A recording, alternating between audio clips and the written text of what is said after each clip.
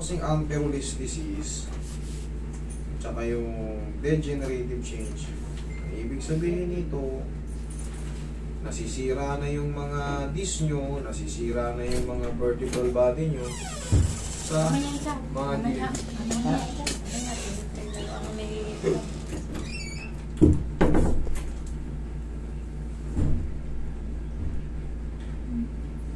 Meron kayong meron kayong ibang case? Meron po. Ari po ay breast. Cancer patient. Kasi po ito ay, pag po ito ay sumakit, ato po ay hanggang dito, hindi siya maigay yung... Meron po talaga kasi ito sa lower back nyo, talagang sasakit po yung pag ganun, pababa. Once na meron kayong this problem sa lumbar or lower back, talagang nagra-radiate po yan. Kaya pag sumakit to, akala nyo, bakit umaabot dyan? Connected po yung mga nerve dyan. Ngayon, kailan po yung for chemotherapy po kayo hindi po siya, injection siya.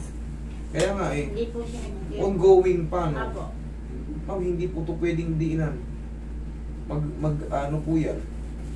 Lalo lang po mag-wild yung bukol niyan dyan. Hindi po yan pwedeng tabigin basta-basta. Mag-wild lang po yun. Ang mga sensitive na bukol, katulad yan, cancer, once nagalaw yan, nahilo, namamaga po yan. Pag namaga po yan, hindi na yan bumabalik sa dating dati ganito siya kalaki. Ganyan. Pag namaga yan, gumanito, tumalawa, hindi na yan bumabalik sa ganyan. Mawawala lang yung sakit, pero palaki na siya ng palaki. Opo, kasi ganun ang mga cancer cells. Ang sabi naman yung doktor niya, hindi siya connected sa lumbar. Yes.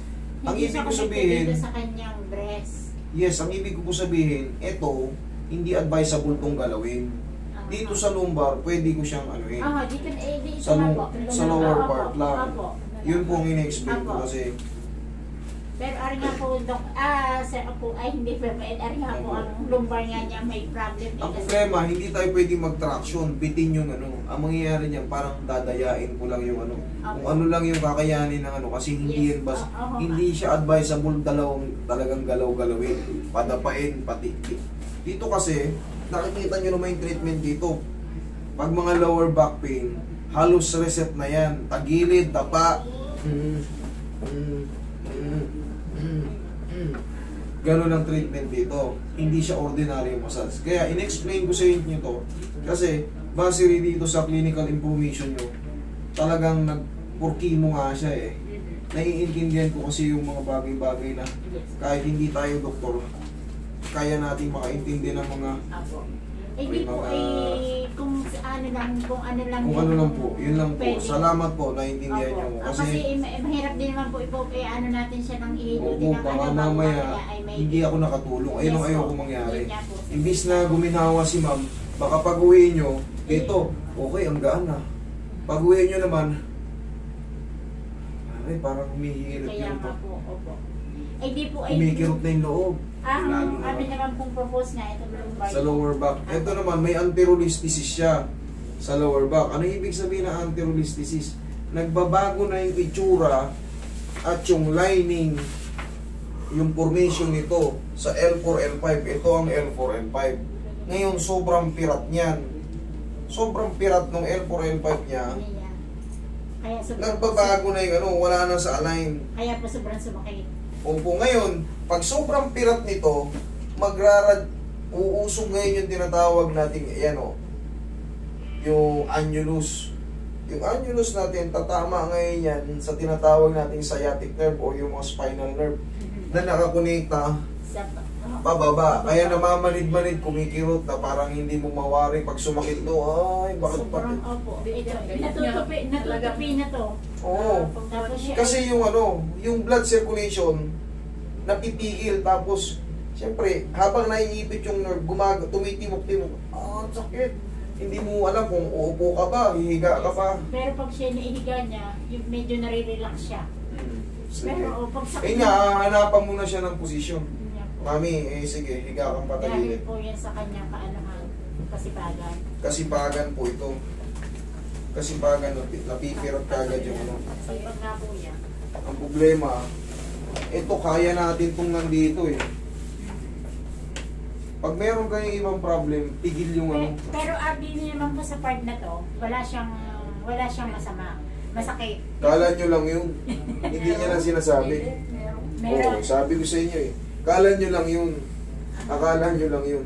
Yung taong may ganyan, minsan itinatago nila ano. Saan kami na buong likod na ito? Oo, sabi ko sa inyo eh. Kayo hindi nyo mararamdaman yan yung kasi tao kung na yan. itinadayin lagi niya ito eh. Kasi nga gusto niya nga itago kasi yung bandar na. Parang naghahali-halilit siya. Nag-aalili. Ibig sabihin nag-aalili. Dito, minsan, doon, ganun. Sa totoo lang, ito, sisiw pa to eh. Yun ang mahirap eh.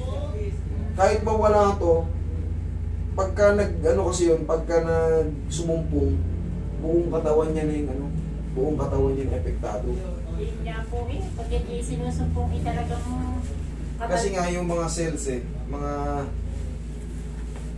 body cells natin, apektado yun pag mayroong may bukol na, siyempre maraming bukol. Wala ng bukol eh.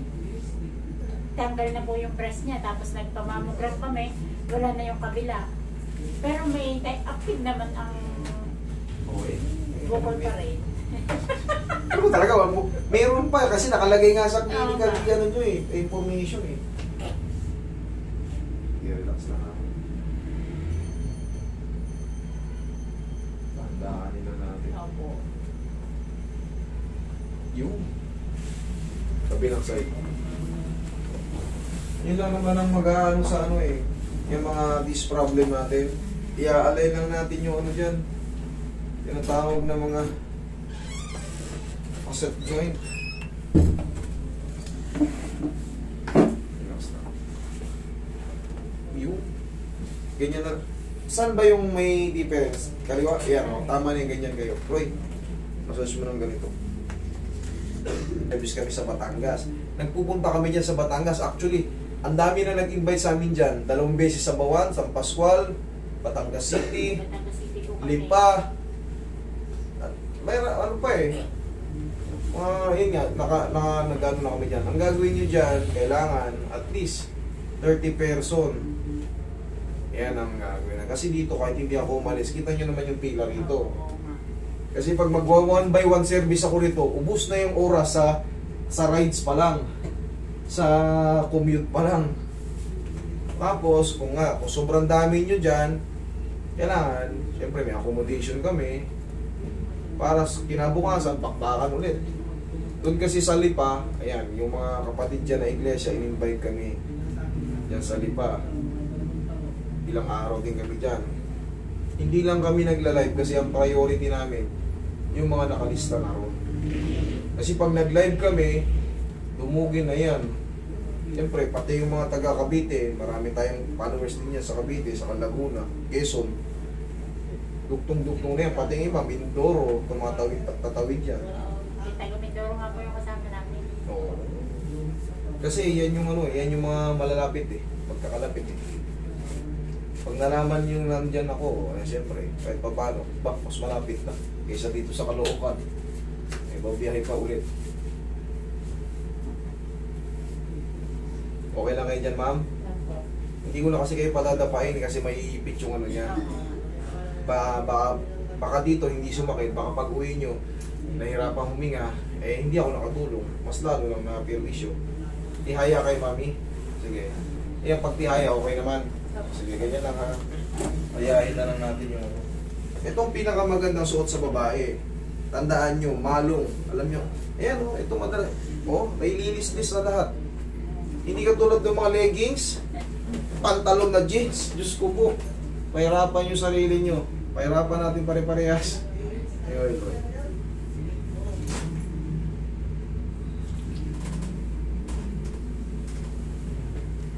Pag nasasaktan siya sa mga yung parang rajit ng ano, itagilid mo lang sarili mo. Sa left, ay right, left, ibalik mo lang. Kita mo ganun lang ginawa ko. Naramdaman mo may tumutunog o kita mo guminhawa ka. Tapos massage mo lang yung mga part na parang yung may mga rajit nun, kung nga ganyan eh. Sabi na natin buong legs mo, pati pa ganyan. Dun sa likod, huwag nyo nang pakialaman kasi hindi yan ano. Kumbaga, dyan sa likod, pwede kang haplusin dyan, nakaupo. Kaso, parang haplos baby lang. Ganun lang kasi, sabi ko nga sa inyo, yung mga bukol-bukol na yan, once na ma-irritate yan, nadampian nyo, nadiinan nyo, kala nyo lamig, nadiinan nyo, dating ganito yan, susunod yan, hindi na yan, mag-wild na yan sila. Lalo pag yung sensitive na bukol, katulad yan, cancerous yung bukol niya, eh hindi yan basta-basta dinidinan. Pero kung mga nodules lang yan, mga cysts, wala yan. Pil yung pailot. O kita nyo, nag-react. Kita nyo, nag-react. Total, kayo sa inyo na mismo nang galing. Nagpahilot kayo dyan. Kasi po ay parang nare-relax. Pag nahilot, nare-relax ang konti. Eh nga sabi ko, dito okay pa kayo, pero pag uwi nyo, ay, sakit di ba ganun nararamdaman nyo? Kagabi nga yung naramdaman ko, pinahilot ko din sa akin kapatid na yan. Ano nang... Hindi pa rin pa. Hindi naman masakit to. Masakit to pagka kayo ay may namamagang tuhod at frozen shoulder. Pagbaon kayo 10 kilo lang sa loob pag may frozen shoulder kayo. Pag frozen shoulder po ay na... Eh syempre, masakit. Kahit hindi mo gagalawin yun, kusang kayo ikaw lang maggalaw, matabig mo ng alanganin, masakit na eh. Ma'am, upo ka. Pag ano. Tuturuan ko kayo mag-massage sa may mga bukol, lalo sa mga may cancer. Pero alam nyo, wala nang dapat ikatakot sa may mga cancer. Nagagamot po yan. Nang walang kimo-kimo. Makinig kayo kay Doc Atoy Arboleda. Yan, daily highly recommended. Kasi cancer patient yun eh. Siya hindi mismo. naman po siya nagkikemo pa. Ayan nga, kaya nga, tama yan. Kahit sabi nga ng doktor, wala nang kimo-kimo ngayon ng ano. Kaya na lang ng pagkain. Kaya na lang ng kinakain. Tapos kung nangangawit-ngawit yung mga muscle nyo, ganyan lang, haplos baby lang. Ganyan lang, hindi nyo kailangan diinan. Tapos, makinig kayo sa kanya kung ano yun. Pero ang pinaka-the best talaga sa mga cancer cells, yung guyabano, yung bunga ng guyabano, yung prutas na yun. Subukan niyo yan. Pero hindi yan overnight ha. Madalas yung kainin. Yung bunga ng guyabano, yung hinog. Subukan niyo yan. Tapos yung tinatawag nating celery. Celery, carrots, green apple, cucumber. Yan ang gawin yung juicer. Sa mga bukol, sabi nga nila, wag na wag kayong kakain ng malansa. Ano yung malansa? Itlog, manok, bagoong, hipon, pusit, crab, patis. Pag yan ang kinakain nyo, meron pang dalawa 8 ata yun eh. Yan, huwag kayong kakain yan. Pinaka the best talaga. Chocolate, huwag kayong kumain yan. Mga pagkain ng bukol yan. Oo nga, at saka hindi po yung pwede kumain chocolate, may sugar pa din po yan. Sugar pa rin, multiple na. Oo. Kumusta yung balakang nyo? Ayos na. Okay. Simple lang ang ginawa natin. Dinaya na natin kasi hindi talaga siya pwede talaga yung kagaya ng ginagawa natin. Okay? Sige, thank you so much. Susunod. Ano naman po nga akin, isang may-ari po ang aking bigay. Ano nangyari?